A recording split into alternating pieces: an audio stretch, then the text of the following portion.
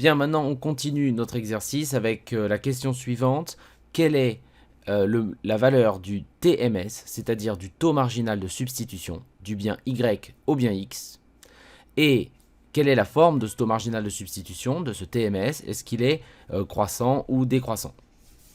Le taux marginal de substitution, ce n'est rien d'autre que la pente de la courbe d'indifférence dont nous avons calculé l'équation dans la question précédente. Donc ici, vous voyez, j'ai trouvé l'expression de ma courbe d'indifférence et en fait, le taux marginal de substitution, ça va nous donner la valeur ici de la pente de la tangente. Si je prends un autre point, le point B, ça nous donnera le taux marginal de substitution, la valeur de la pente de la tangente de la courbe d'indifférence. Et vous allez voir pourquoi ça nous sert. C'est très très important pour ensuite calculer l'équilibre du consommateur, la demande du consommateur. Commençons par calculer le taux marginal de substitution du bien Y au bien X, c'est-à-dire le taux marginal de substitution des verres de soda par rapport aux parts de pizza.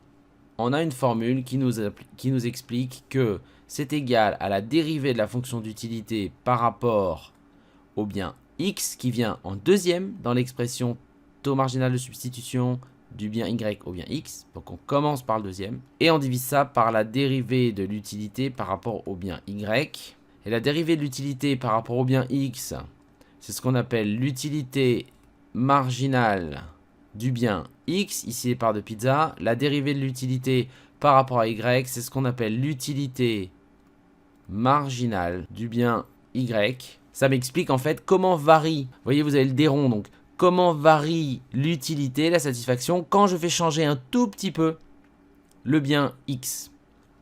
Et ici, c'est l'utilité marginale de Y, comment varie l'utilité, la satisfaction, quand je fais varier un tout petit peu les quantités de Y.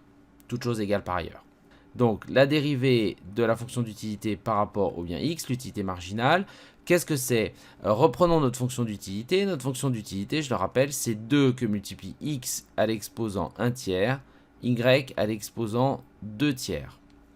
Donc, si vous appliquez les formules et le petit rappel de maths, eh bien on va appliquer cette formule selon laquelle si on a une fonction U qui est égale à X, qui est égale à BX exposant A, U' sera égal à A fois B, donc le A vous le passez là, X A moins 1. On va retirer 1 moins 1 à l'exposant A. Ici, B, qu'est-ce que c'est? Eh bien, B, en fait, c'est tout ce qui n'est pas la variable qui nous intéresse. C'est tout ce qui n'est pas X. Donc ici, c'est 2 fois Y 1 tiers. Ça, c'est B. X, c'est X, évidemment. Et puis, 1 tiers ici, c'est mon exposant A. Donc, si j'applique la formule, je trouve que je vais mettre donc A. Donc, mon A, c'est 1 tiers. Ensuite, B, c'est 2Y 2 tiers. Ensuite, ce qui m'intéresse ici, puisque c'est la dérivée de U par rapport à X, donc la variable ici, c'est X. Donc, on reporte X à l'exposant A-1, c'est-à-dire 1 tiers moins 1. Donc, c'est égal à 2 tiers Y exposant 2 tiers X exposant 1 tiers moins 2 tiers. Voilà notre dérivée de U par rapport à X. On va appeler ça 1. Et on divise évidemment ça par l'autre dérivée partielle. Donc la dérivée de U par rapport à Y. Donc ça c'est égal à quoi? On recopie, donc on a 2x 1 tiers. Et on va mettre l'exposant A devant aussi. On va le multiplier, donc parce que c'est A fois B. Donc ça nous donne 2x 1 tiers que multiplie 2 tiers. Que multiplie donc notre variable Y, puisqu'on dérive par rapport à Y, exposant 2 tiers moins 1. Et ça c'est égal donc à 2 fois 2 tiers, 4 tiers. De x exposant 1 tiers que multiplie Y exposant 2 tiers moins 1, c'est-à-dire moins 3 tiers. Il reste moins 1 tiers. Voilà, ça c'est notre expression 2 et on va diviser 1 par 2. Donc, si on divise 1 par 2, on a donc un taux marginal de substitution du bien Y au bien X qui est égal à 2 tiers de Y 2 tiers X moins 2 tiers divisé par 4 tiers X exposant 1 tiers Y moins 1 tiers. Ça, c'est égal à quoi? Bien. Alors ça, c'est égal à quoi? 2 tiers divisé par 4 tiers, c'est égal à quoi? Eh bien, on pourrait tout à fait vouloir mettre le 4 tiers en haut, ici, en haut de cette division. Mais pour cela, il va falloir inverser 4 divisé par 3 et faire 3 divisé par 4. Donc on va se retrouver avec 2 tiers multiplié par 3 divisé par 4, par 3 quarts. Et c'est très intéressant parce que ça simplifie. 3 divisé par 3, ça se simplifie. 2 divisé par 4, il reste 1 demi. Donc 2 tiers divisé par 4 tiers, ça fait 2 tiers multiplié par 3 quarts. Il reste donc 1 demi. Ensuite, y exposant 2 tiers divisé par, ici on a y exposant moins 1 tiers. Ça, si on veut, on peut vouloir mettre le y au numérateur. Pour ça, il va falloir multiplier par moins 1 l'exposant. Donc on va se retrouver avec y exposant 2 tiers multiplié par y exposant moins 1 tiers, donc 1 tiers. Y 2 tiers fois y 1 tiers, on additionne les exposants quand on multiplie ces deux nombres. Et donc on va se retrouver avec 2 tiers plus 1 tiers, 3 tiers, donc ça fait y. Donc on recopie le y ici.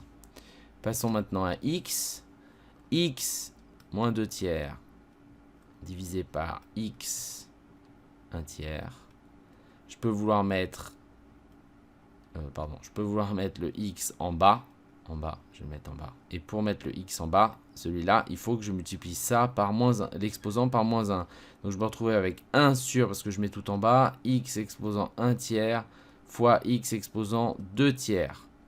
Et donc ça fait 1 sur x. Donc vous voyez, multiplié par 1 sur x.